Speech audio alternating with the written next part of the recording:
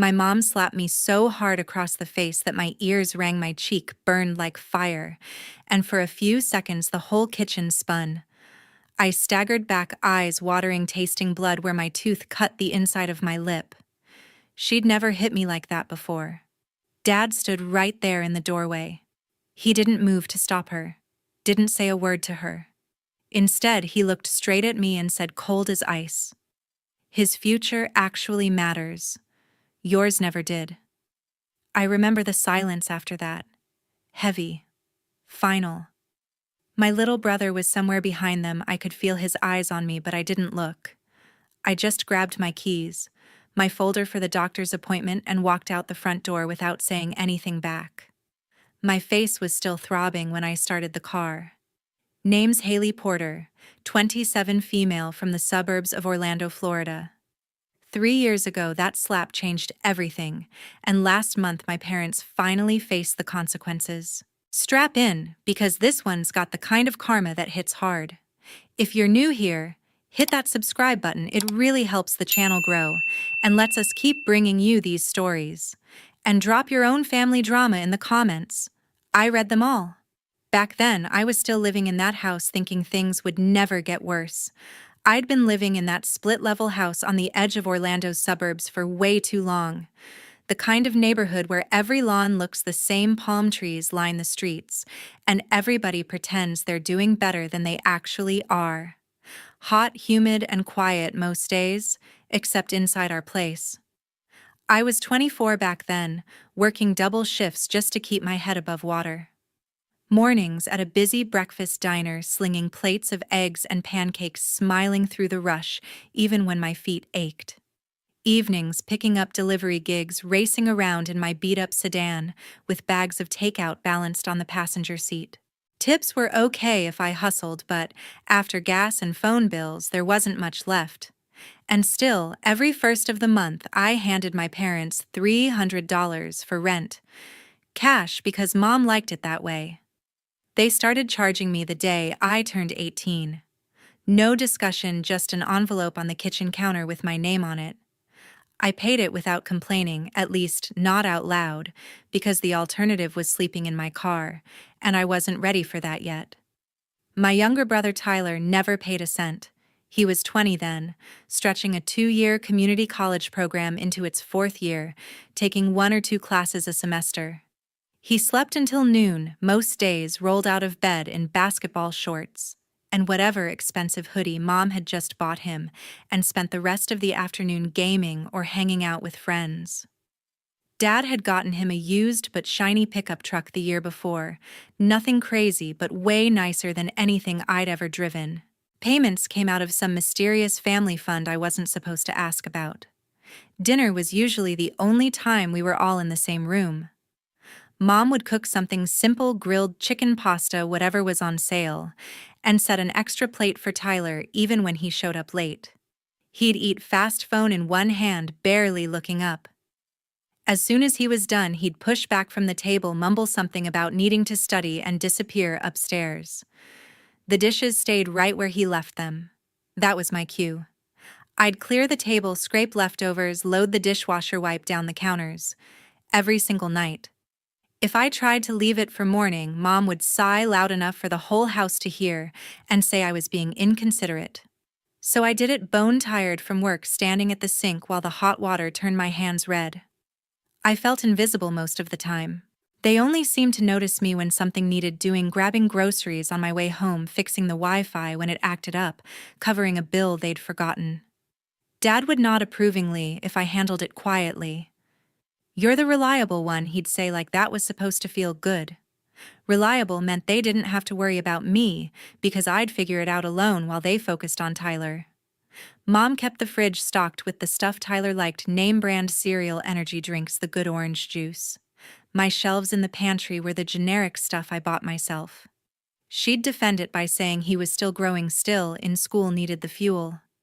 I was already grown, already working, so I could manage.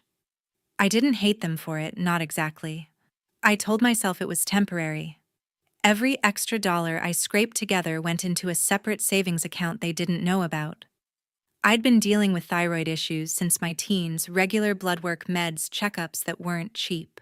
The doctors kept saying nursing would be a solid career for me, stable hours once I got certified, good benefits, something that could actually cover my medical stuff long term. So I was aiming for the Certified Nursing Assistant program at the community college, then bridge into LPN training. Paid apprenticeship if I got lucky. It felt far away, but it was mine. Most nights I'd get home after 10, kick off my shoes, and collapse on the bed in the smallest bedroom upstairs. The house would be dark except for the glow under Tyler's door controller lights flashing muffled explosions from whatever game he was on. I'd lie there listening to the AC hum and wonder how much longer I could keep this up. One night after a late shift, I walked in quietly and heard my parents talking in the living room. Their voices drifted through the open layout, low and comfortable, like they were discussing the weather. I stood just outside the glow of the living room lamp, bag still slung over my shoulder, not quite ready to interrupt. The AC clicked on, masking my footsteps as I edged closer. Mom was curled up on the couch with her laptop balanced on her knees, scrolling through something. Dad sat across from her in his recliner, beer in hand, flipping channels absent-mindedly. "We'll need to cover another $800 for Tyler's registration next month." Mom said, tone light but pointed.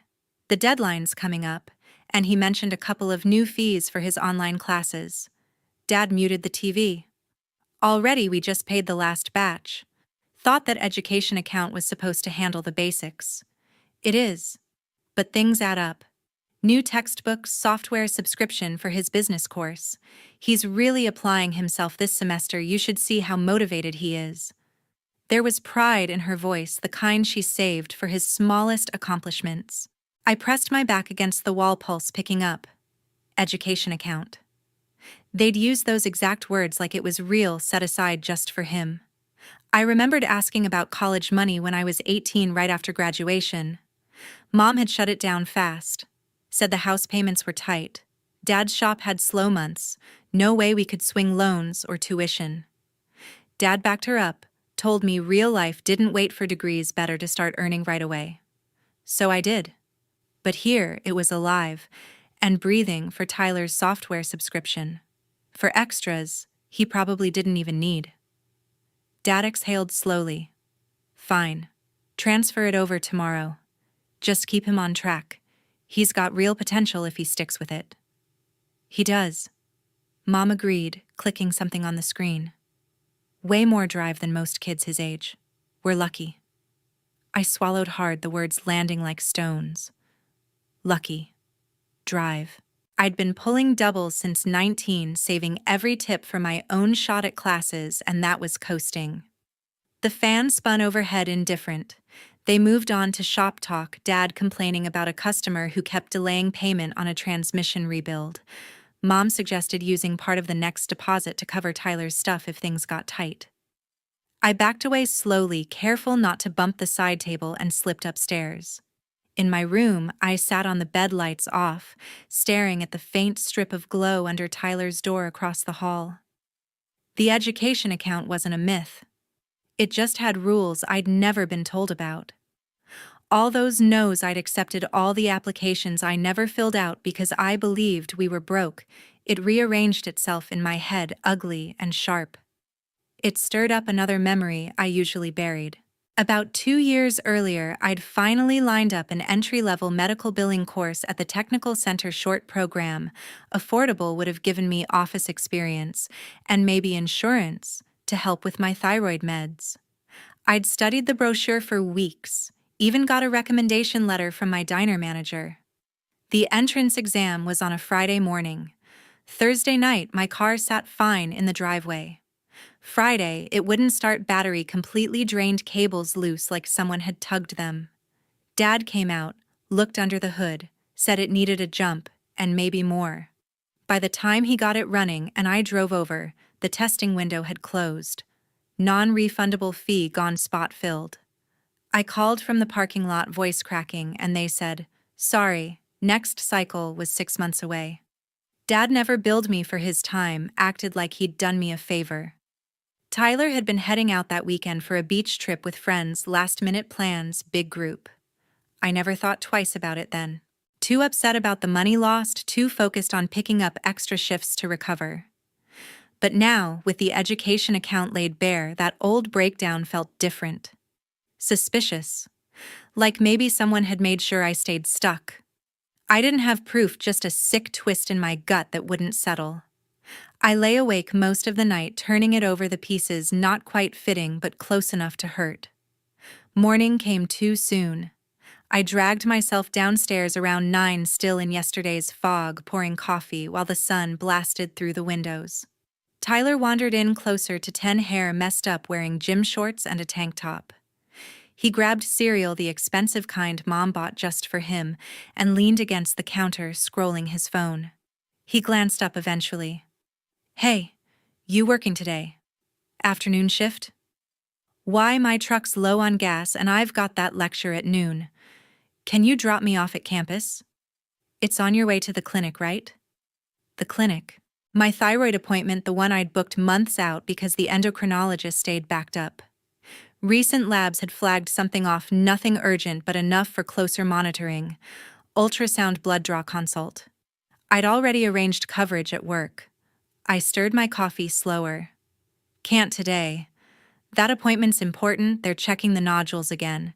You can fill up or grab a ride with Ashley." He laughed, short and annoyed. "Seriously, it's 20 minutes out of your day. Just move the doctor thing. Labs aren't going anywhere. Move it. Like slots grew on trees." "No. I've waited too long already. Handle your own ride." Tyler's face tightened. He set his bowl down harder than necessary. "Whatever. You're always like this." He stormed out of the kitchen, phone already to his ear as he headed toward the living room. I heard him muttering something about me being difficult. Mom appeared in the doorway a minute later, arms crossed, expression set in that familiar, disappointed line. "Tyler says you won't help him get to class. It's one ride, Mom. He's got a truck and a license. It's not just a ride, it's supporting his education. You know how scattered he gets. One small favor, Haley, that's all." Small favor. The phrase echoed all the others I'd heard over the years. This is my health. The doctor specifically said not to delay. She stepped closer, voice rising a notch. "You're being selfish." "When did you get so stubborn about family?" "Selfish. For protecting my own appointment." The word stung more than it should have, piling on top of everything from last night. I opened my mouth to answer, but she cut me off with a sharp gesture. My mother stormed into the kitchen, her hand already raised. Her palm connected with my cheek in a sharp crack that echoed off the tile backsplash. The impact snapped my head sideways, a hot flash exploding across my skin as my vision blurred for several long seconds. I stumbled half a step, hand flying up, instinctively tasting copper, where my lips split against my teeth. The sting spread fast, deep, and throbbing, like I'd pressed my face to a stove burner. The kitchen went dead quiet. No radio hum from Mom's phone, no clink of dishes, just the low buzz of the fridge and my own pulse hammering in my ears. I blinked hard, trying to clear the haze, and looked up. Mom stood frozen, hand still, half-raised, eyes wide, like she couldn't believe what she'd just done. But the shock passed quick. Her mouth tightened into that thin line I knew too well. Behind her, Tyler leaned against the doorframe, arms crossed, a small smirk tugging at one corner of his mouth. He didn't say anything, just watched, like this was entertainment he'd been waiting for.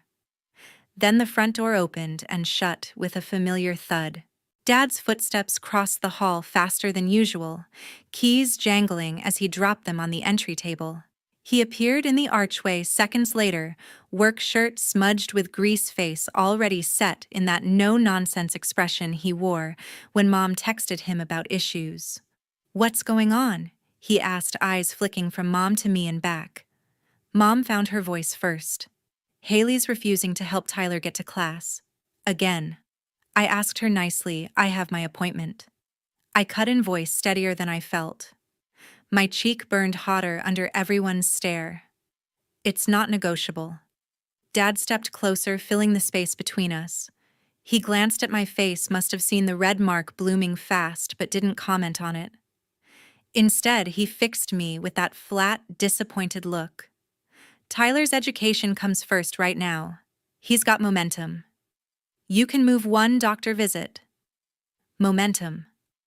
For a guy who'd been finding himself in the same program for years. I opened my mouth, but he kept going. Family supports each other, Haley. When are you going to get that through your head?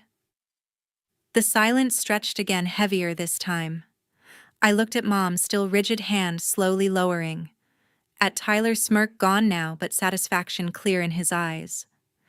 At Dad, arms folded, waiting for me to fold like always. Something inside me cracked open, quiet but irreversible. All the night scrubbing dishes while Tyler scrolled upstairs, all the rent checks written from tips I earned on swollen feet. All the no's I'd accepted because I thought they were fair, it crystallized in that moment. They weren't asking. They were demanding. And when I said no, this was the response. Dad's voice dropped lower, final. His future actually matters. Yours never did. The words landed clean, no yelling needed. Just fact in his mind. I didn't argue. Didn't cry. I just stared at him for a long beat, memorizing the complete lack of doubt on his face, then turned and walked to the counter where I'd left my bag. My hands shook as I grabbed my keys, the folder with my insurance card and lab orders phone. The mark on my cheek pulsed with every heartbeat. Mom finally spoke, softer now. Haley, wait, he didn't mean it like that. But I was already moving. Past Tyler, who shifted aside just enough to let me through. Past Dad, who didn't reach out or say another word. The front door felt miles away, but I made it, pulled it open, stepped into the blinding afternoon heat. I sat in my car for maybe 30 seconds, engine running, AC blasting cold air against my burning skin. In the rearview mirror, the welt was already darkening, a clear handprint shaping up. I could have gone back inside, demanded an apology, made a scene. Instead, I put the car in drive and headed for the clinic. Appointment was in 40 minutes, plenty of time if traffic cooperated. The waiting room smelled like antiseptic and old magazines. I checked in, took a seat in the corner, kept my head down. A couple people glanced over, but nobody asked. When the nurse called my name, she did a double take at my face, concern flashing quick before she led me back. Dr. Ramirez, same endocrinologist I'd seen for years, was finishing notes when I sat down. She looked up, smiled at first, then frowned. Haley, what happened to your cheek? I hesitated, throat tight. The room felt too bright, too quiet. Family argument. Got out of hand. She set her pen down, leaned forward a little. Do you want to talk about it?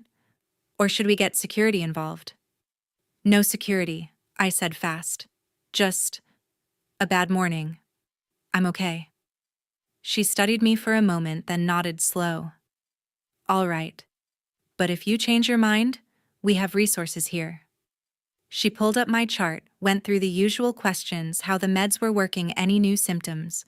Drew blood, scheduled the ultrasound in the next room. The tech there gave me the same careful look, but stayed professional. When it was over, doctor said, Ramirez walked me to the door herself. Your levels are stable for now, but we'll keep watching the growth. Come back in 3 months unless something changes. I thanked her, gathering my paperwork. As I turned to leave, she touched my arm lightly. Hey, one more thing. The hospital's rolling out a new paid training cohort for nursing assistants next month. Hospital-sponsored good benefits track, especially helpful for folks managing ongoing health stuff.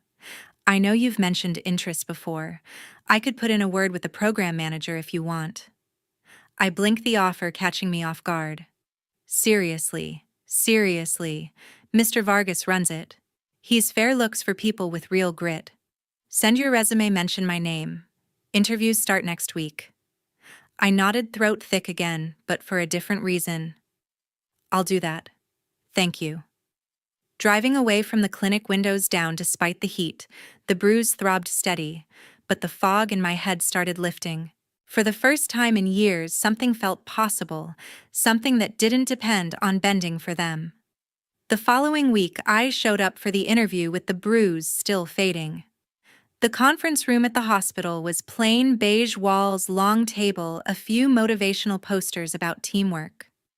The bruise had yellowed to an ugly shadow by then, mostly hidden under concealer, but Vargas noticed anyway when I sat down. He was mid-40s, built solid, wearing hospital scrubs with a manager badge clipped to the pocket. We talked for 40 minutes. He asked about my work history, why nursing, how I handled stress on busy shifts. I told him straight years, waiting tables through chaos, managing my own health stuff without much support, wanting something stable that actually used my head and heart.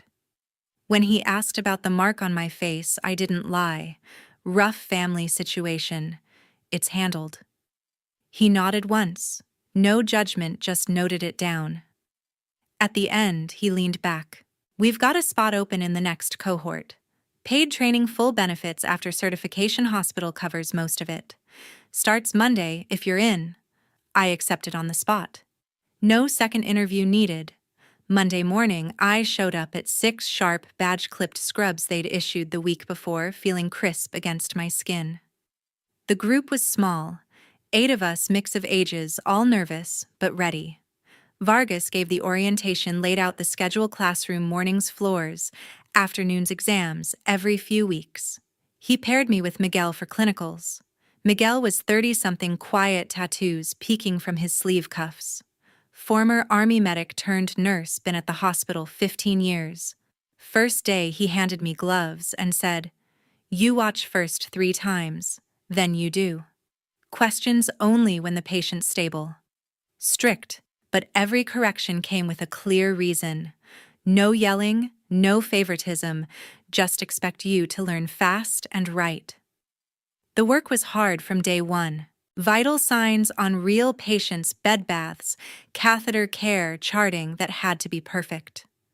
My feet ached again, but different this time, purpose behind it.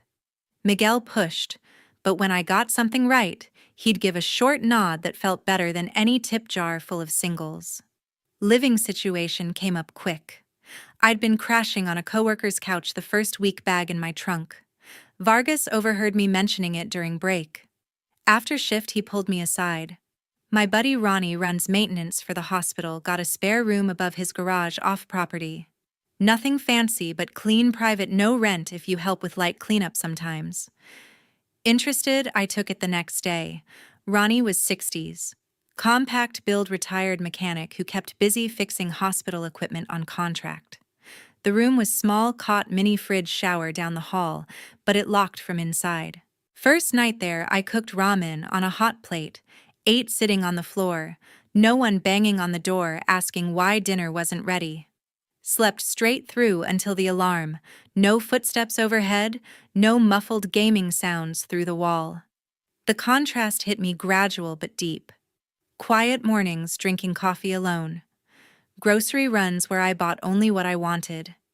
Evenings studying without sideways comments about wasting time. No sighs when I left dishes in the sink overnight. No one tracking my hours or asking why I wasn't home yet. Harlan came through a few days later. I'd texted him from my old diner job, explained short version, asked if he could borrow the truck one evening. He showed up without questions, trailer hitched. We drove to the house after dark when no cars were in the driveway. Packed what fit, clothes, laptop, a few books, tools. I'd bought myself important papers. Left the rest. 20 minutes start to finish. Harlan carried the heavy boxes, kept conversation light about football and new menu specials. When we pulled away, I watched the house shrink in the mirror until the porch light disappeared.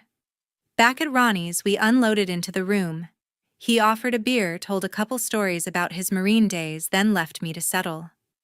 I stacked boxes along the wall, hung a sheet for privacy, plugged in a lamp I'd grabbed from a thrift store. Small, but mine.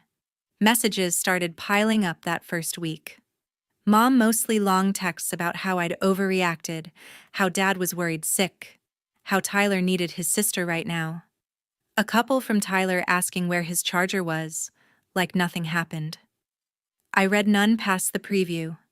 Blocked the numbers one by one, deleted threads without opening. The silence on my phone felt cleaner than any apology they might have offered.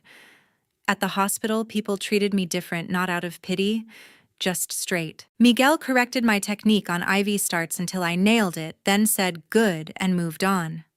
Other trainees shared notes, covered breaks without keeping score. Vargas checked in once a week, asked how the material was landing, if I needed schedule adjustments around follow-ups. Fair? No hidden agenda. I started breathing easier. Mornings, I'd wake before the alarm stretch without rushing. Evenings, I'd review flashcards on the cot window crack to let in night air thick with Florida jasmine. Lost a few pounds from all the walking on floors, gained strength-lifting patience. The thyroid stuff stayed, managed meds on time, no one questioning the cost. For the first time, the future didn't feel like something I had to beg for. It was building shift by shift in a place that saw me as capable instead of convenient. 2 months into the program, my first paycheck finally arrived. It came in a plain envelope, my name typed on the front, hospital logo in the corner. $812 after taxes and deductions. Not life-changing, but proof I was earning on my own terms.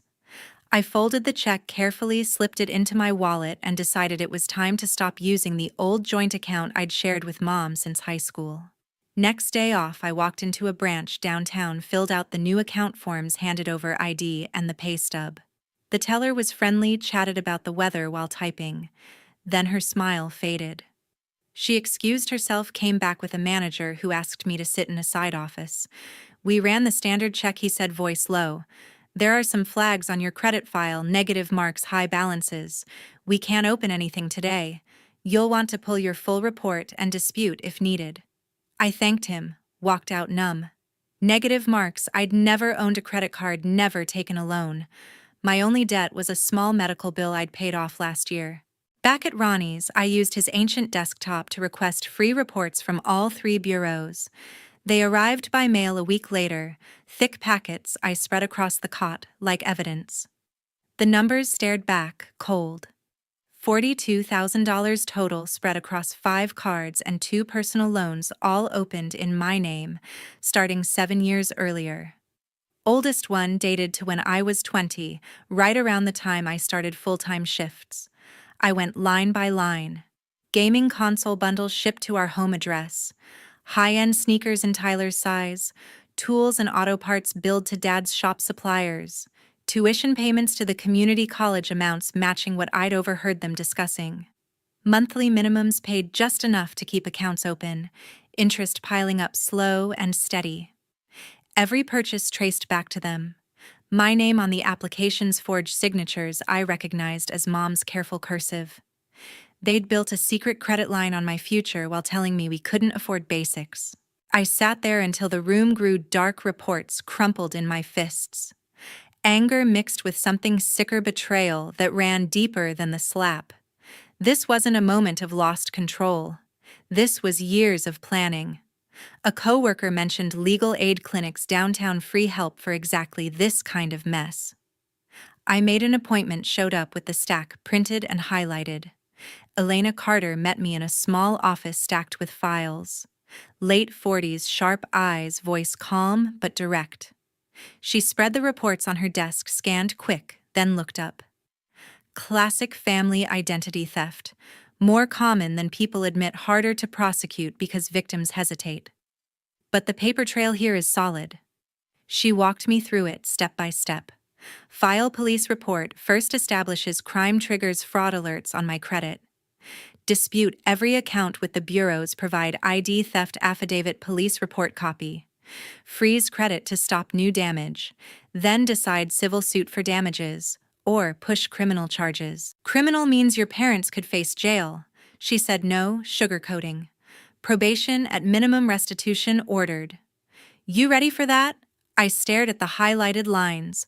Tyler's gaming rig, Dad's shop equipment. They had years to stop, I answered. They chose not to. Still, I asked for time. Went back to Ronnie's, paced the small room, replayed every "we can't afford it" conversation. The education account. The convenient car trouble that cost me a certification chance. It all connected now, deliberate and long-term. 3 nights I barely slept. Part of me whispered they were still my parents. Flawed, sure, but blood. The other part saw the math, decades of my life paying for their choices. I thought about the slap, the cold words, the smirk. No remorse, no pause. I called Elena back. File the report. All of it. She nodded when I signed the forms. Good. This won't be fast, but it's the right move. The investigation started. Slow detective interviews, me handing over everything I had. Subpoenas went out for bank records, shop invoices, college payment logs. Detectives pulled card statements, matched shipping addresses, signatures.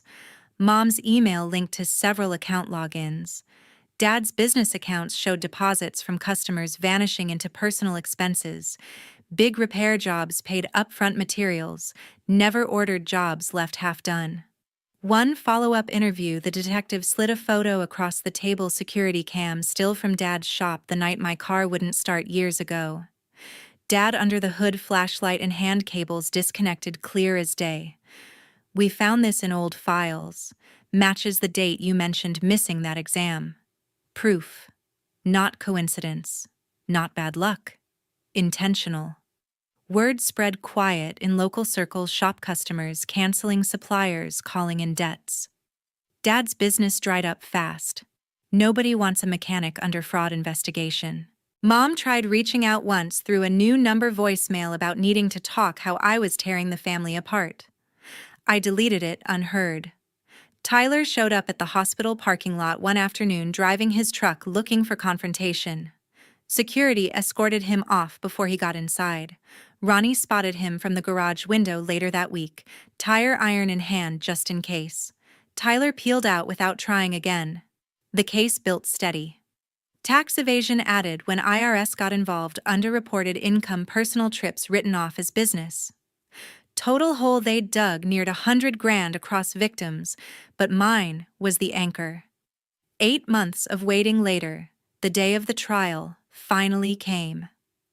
The courthouse in downtown Orlando was packed that morning, air thick with tension and the smell of polished wood.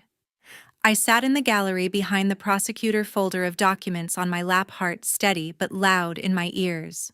Elena had prepped me for weeks what to expect, how to stay calm if they tried twisting things. Dad was first to enter, cuffed at the wrists, orange jumpsuit hanging loose on his frame. He'd lost weight, face drawn, but his eyes scanned the room until they landed on me. No wave, no expression, just a long stare before he sat. Mom followed, dressed, plain hair pulled back tight.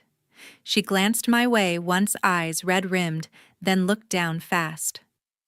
Tyler slouched in beside her, hoodie up, scrolling his phone until the bailiff snapped at him to stop. The charges read out, long, multiple counts of identity theft, wire fraud, tax evasion. Prosecutor laid it all bare: bank records, forged applications, customer complaints about unfinished jobs at the shop, IRS audits showing years of hidden income. My victim impact packet was thick: credit reports, dispute letters, the photo of Dad tampering with my car cables. Defense tried painting it as desperate times, bad choices under pressure, me as the angry daughter exaggerating for revenge. They brought up family hardship, how prison would destroy what was left. Mom took the stand, voice shaking, talking about stress and mistakes, how they never meant to hurt anyone, especially me. She avoided my eyes the whole time. Dad's turn was shorter. He admitted parts, said he got in over his head keeping the business afloat. Used my info because it was easy, thought he'd pay it back someday.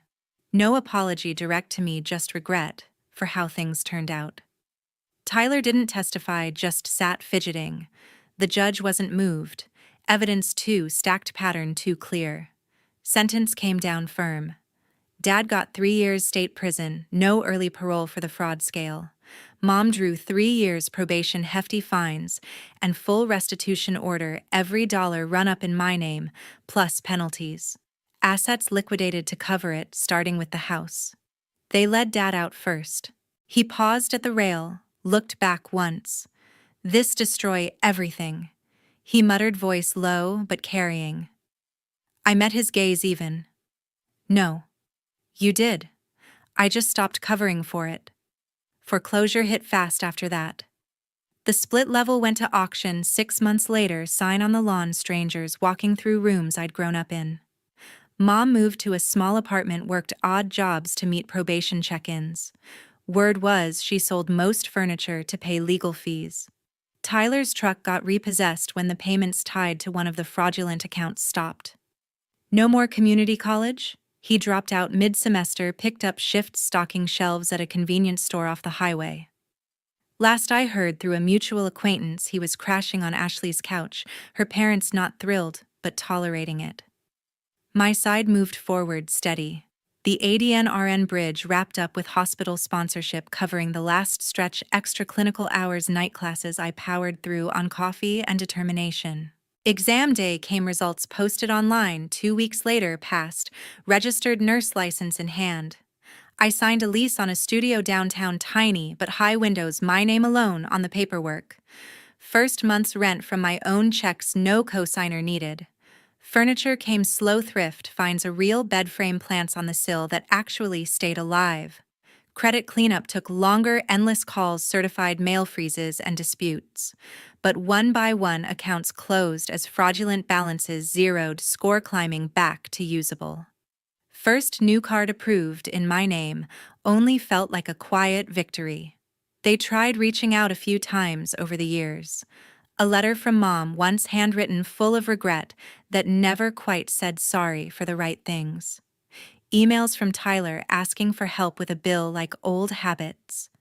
Even a call from Dad after his release, voice rough, wanting to clear the air. I let them go to voicemail, deleted without listening. Blocked new numbers as they came. Some bridges aren't meant to be rebuilt. 3 years on, I'm pulling 12-hour shifts in the ER, some weeks steady pay, benefits covering my thyroid follow-ups without stress. Colleagues who know my story only from bits I share, respect the boundaries, celebrate the wins. Ronnie still checks in. Harlan sends texts about diner specials. Miguel grabbed beers after my pinning ceremony, grunted. "Not bad," with a rare grin. I drive a used hatchback, now paid off, reliable, no strings. Evenings, I cook what I want, watch whatever, sleep deep in a space that's truly mine. Looking back, that day in court wasn't revenge. It was consequence finally catching up. And walking away that morning after the slap wasn't running, it was choosing myself. Walking away from toxic family isn't betrayal, it's survival. Some doors need to stay closed forever.